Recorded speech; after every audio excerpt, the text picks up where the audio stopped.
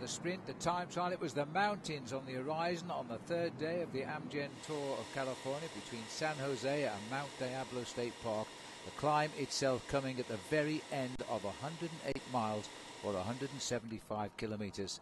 128 riders. Oh, one rider not starting was Renze Janse van Rensburg of South Africa. The rest were all there.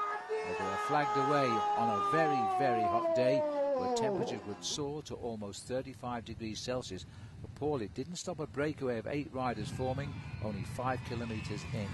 No, they went over Mount Hamilton to start, but by the time they got to Livermore, Rob Squire was the first rider to go through there, take himself a few dollars to put into his back pocket. But the race was really very much all about the final climb of the day, the summit to Mount Diablo State Park. But a crash on the run in towards the finish took one of the riders from Bissell Development out, and he was having a hard time getting himself back into the main field. But the front end of the peloton was very much controlled by Team Sky, the team of Bradley Wiggins, the overall leader. But crashes galore because of the heat, and fatigue started to creep into the peloton. Walking back to his bike and then getting back on it was Matthew Heyman, the former Commonwealth Games champion. But the riders were preoccupied at one stage over 6 minutes ahead when the slopes of Mount Diablo started. There was only 4 of the original 8 riders left. Then came an attack from the champion of Mexico, Luis Davia. He was going for gold with about 4 miles to go. They started the climb with a good advantage of 2.5 minutes, but Team Sky wanted to show just how powerful they were on the world of international cycling. The attacks came thick and fast, and Rob Squire felt that he too had a good pair of legs, but again the counter move coming from the 2-time Mexican champion Luis Davila, thinking that he was going to get the victory.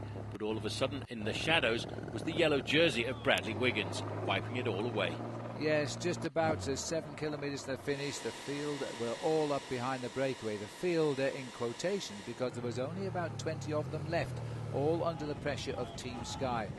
As attacks came, Carter Jones, the next one to be caught, and then as they approached the finish, it looked like the winning move might have been made by the man who finished second on this climb last year, Javier Acevedo, but Wiggins was having none of it.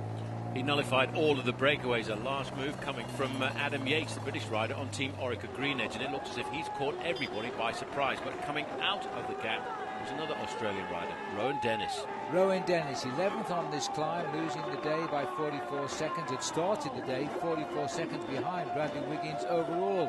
He was just about to reclaim 20 seconds of that overnight deficit as he got clear of the group to win only his second race as a professional rider. Chased home by the Portuguese rider Thiago Machado, and in third place was Lawson Craddock to retain the young white jersey of the race. But for Rowan Dennis, he'd made some gains over the jersey of Bradley Wiggins, who, although he'd had a brilliant day, still managed to lose 20 seconds.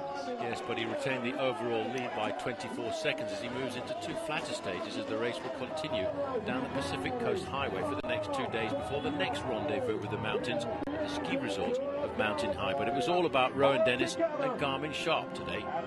Big result for Team Garmin Sharp. The USA set up, and Rowan Dennis, an Australian, had given the victory and shown he's up for the fight in this event all the way to Los Angeles, where the race will finish on Sunday. Only the second time he'd been up to Mount Diablo summit, which plummets out at 3,800 feet, and Bradley Wiggins had retained his leader's yellow jersey, albeit by reduced margin. But he wasn't too worried about that.